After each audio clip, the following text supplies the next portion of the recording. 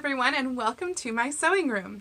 Today I wanted to show you a brief tutorial on how to make a reticule. Kind of your basic reticule, but a fun shape.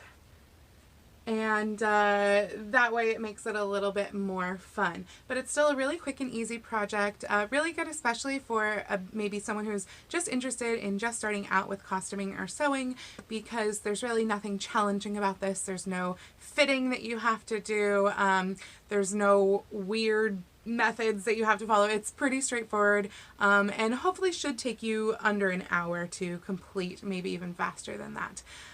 So one of the reasons that I'm sharing with you this reticule today is because my parents and I went to the San Francisco Dickens Fair over Christmas, and my mom realized she didn't have a reticule and she needed a reticule. So obviously this won't help her this year for Dickens, but maybe next year. I love when my parents do costuming events with me, so I definitely want to make sure that they're prepared. And we made this reticule today out of scraps of a dress that I made her back in, I think, 2011 or 2012. So it's an older dress, but it's been serving her well and works great for Dickens and for some of the other historical events that she goes to. So anyway, we are going to make this reticule because this is future me. So let's jump in. I'm going to start off by using an existing reticule to get the basic size and shape and turn it into a paper pattern. You could also do this just by creating your own pattern in the general shape of a reticule. It doesn't have to be with the points or anything like that. If you were to do that, I would suggest laying your phone, fan, anything else that you generally like to keep in your reticule on a piece of paper and kind of using that to get the size and shape that you want. In this instance though, I'm going to basically trace around this reticule.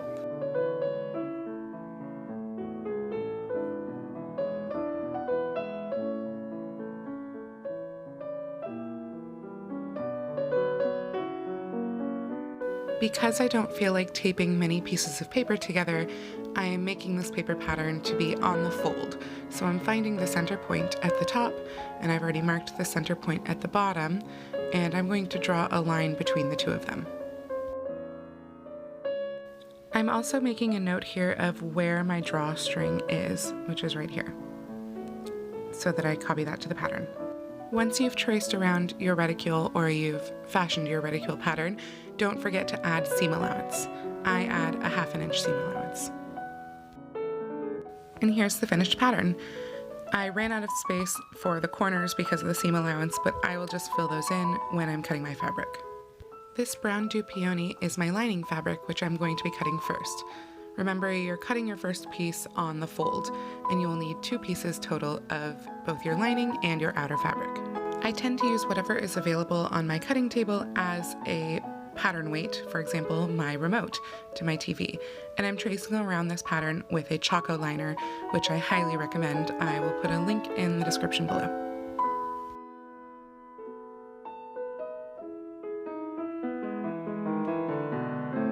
Now cut out your first piece.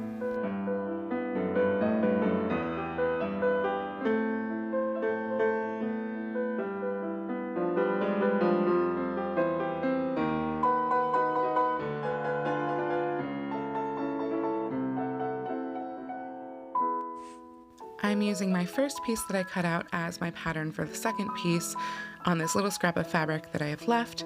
Luckily, it just barely fit on this fabric.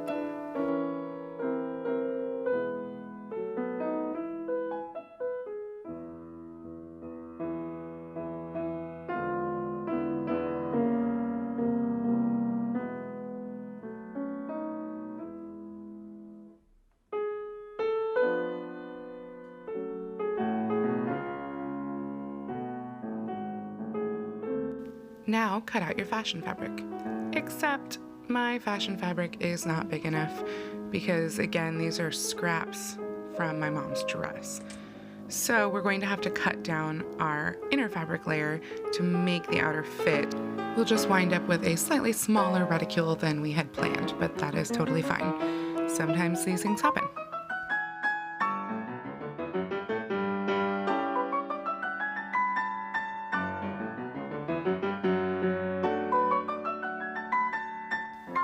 now going to use the first one that I cut down to cut down the second one.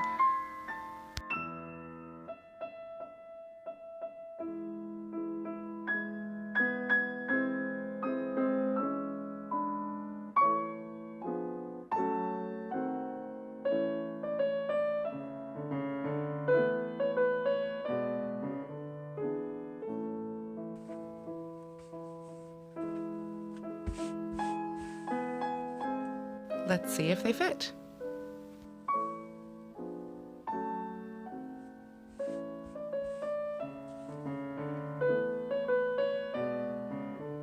Unfortunately, they're still just a little bit too big for this piece of fabric, so we'll just cut them down a tiny bit more and make them fit.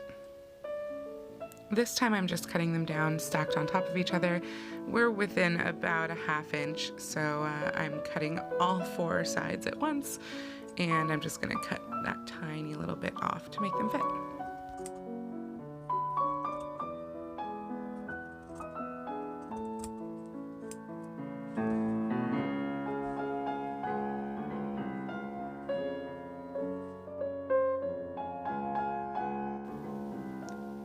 Success! Now we can cut our fashion fabric.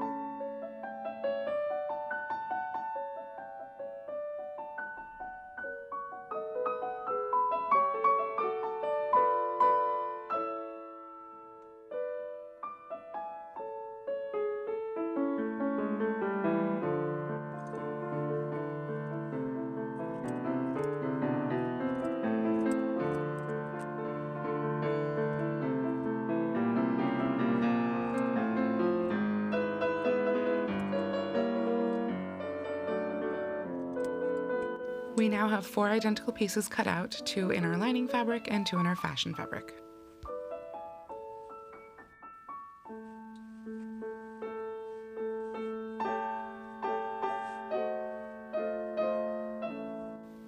Now it's time to pin our lining fabrics together, right sides together, and we're going to do the same thing for our fashion fabrics.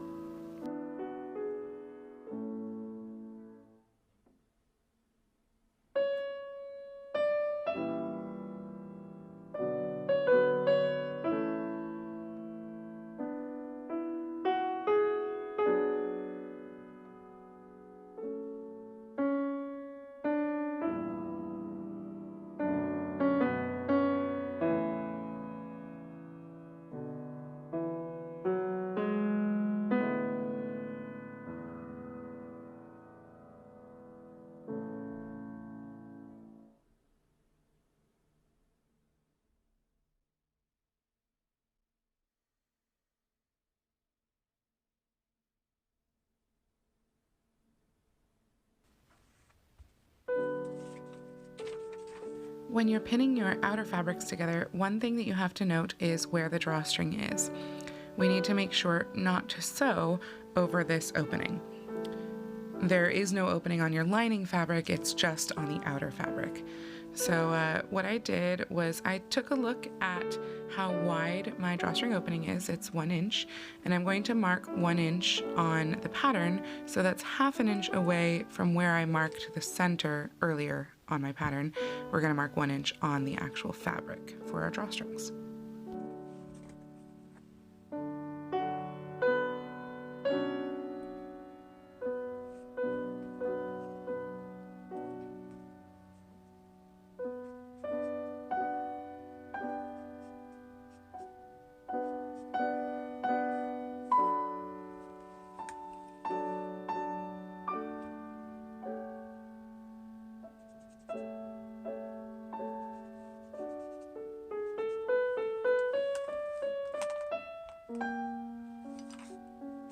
it's time to sew. Sew your lining fabrics together around the outsides. Again, I use a 1/2 inch seam allowance. And then you will do the same thing for your outer fabrics, making sure not to sew over where you have marked the drawstring needs to be.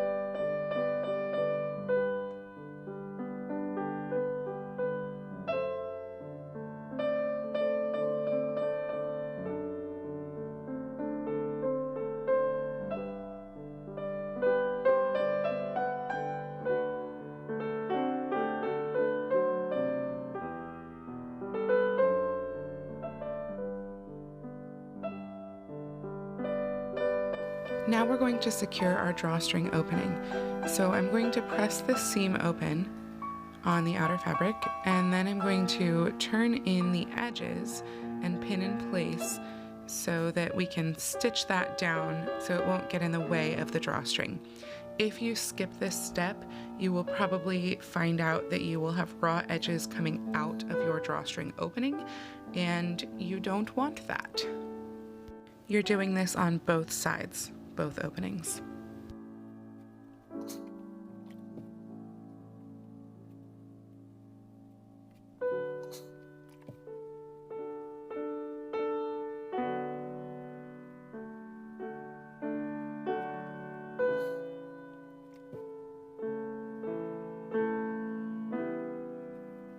Okay, we've pinned it in place. Now we're going to stitch it down into place. And just like magic, it is now sewn into place.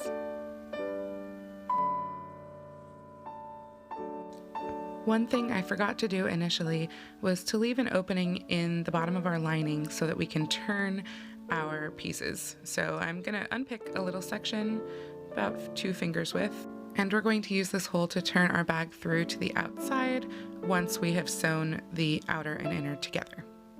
Now be sure to clip all of your corners, both on the lining and on the outer bag. You can also, if you have a significant curve between any of the points, you can also do a little clip in there to help that curve. But I find that with a reticule, since it's going to be filled with stuff anyway, that doesn't actually have to be perfect. However, if you want your points to be pointy, you should not skip this step in clipping your corners.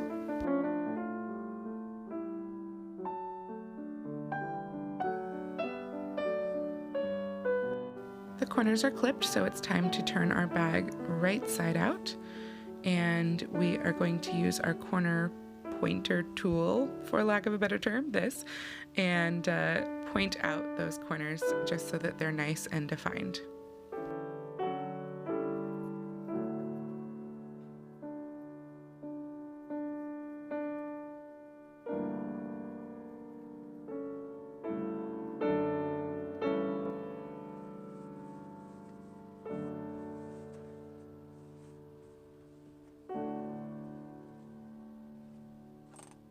Now we are going to pin our outer layer to our inner layer. The outer layer is currently right sides out, and the inner layer is right sides in, and we're putting the outer layer inside the inner layer. I always start by pinning the seams together. Make sure that it's nice and flat because we never pressed the lining layer. And so pin your seams together and then pin the rest of the top of the bag together.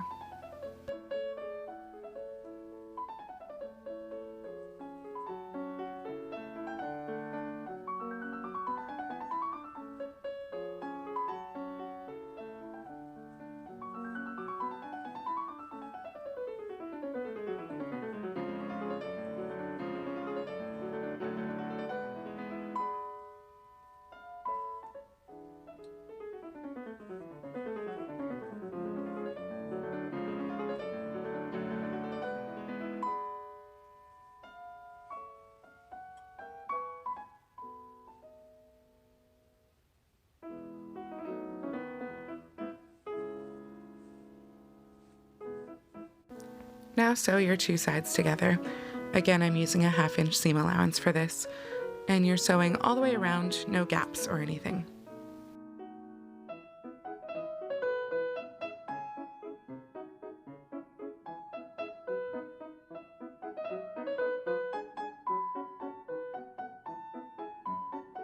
Now we're going to turn our bag through this hole that we had ripped open, and we're going to pull the outer layer through that hole. Sorry, this is kind of off screen. I wasn't sure where the camera was looking.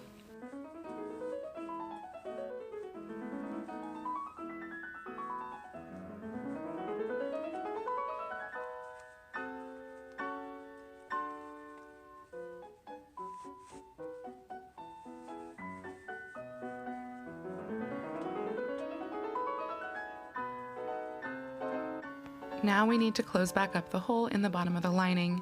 We're going to do this by just sort of turning in that seam allowance and finger pressing it.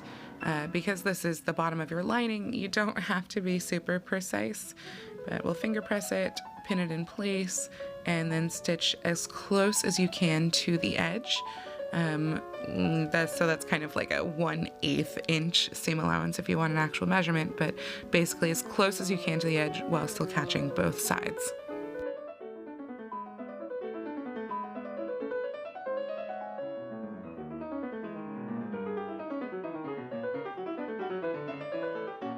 This is what that seam should look like and how close to the edge it should be. Sorry for the focus. Now push your lining layer into your outer layer, and you can kind of put it into the points to make sure that your points are matching up. And we're going to press this seam at the top flat so that you make sure that there's no lining layer showing, and you can also go ahead and press the entire bag flat at this point to help get your points defined. So I ran out of space on my phone while filming this video, so the next step and a half is not showing because my phone didn't actually save the video that I recorded. And the thing about a sewing tutorial is that once it's sewn, you can't really go back and redo it. I mean, you can if it's like wrong, but not in this case. So what you missed is I went ahead and I sewed the channels for the drawstrings to go in, and then I threaded the first drawstring. So those are the missing pieces right here, and now we will continue with how to thread the drawstrings.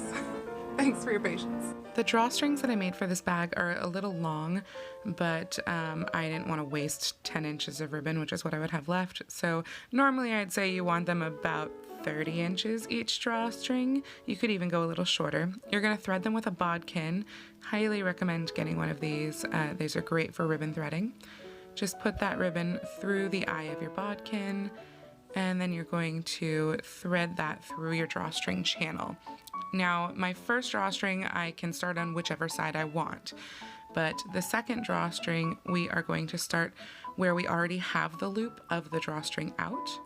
So thread that through your channel on one side, and then you're going to pull the bodkin out the other side and thread it back through the other side of the channel.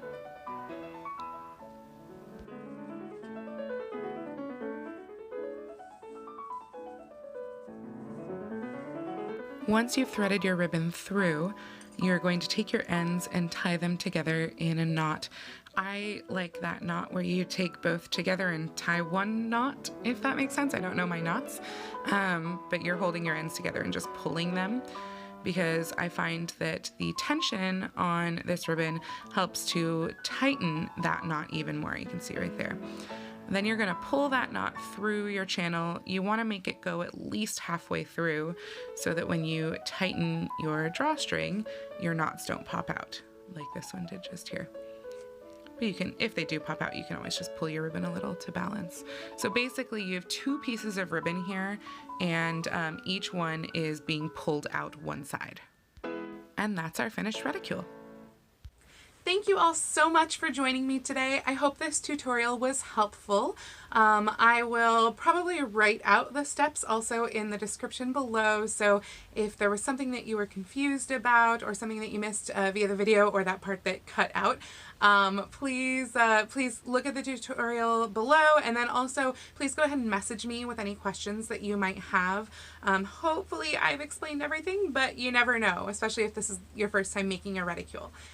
So if you liked this video, please go ahead and click the thumbs up icon, and if you want to see more videos from me, please go ahead and click subscribe and the little bell icon to be notified every time that I post a video. I post a video just about every week, but in the meantime you can also follow me on Instagram to see lots more costuming and sewing content. I post progress pictures there and also pictures of finished garments all the time. I try to post at least once a day, so please follow me at Lady Rebecca Fashions on Instagram. Anyway, I hope this tutorial was super helpful and that you have a wonderful day. Happy sewing!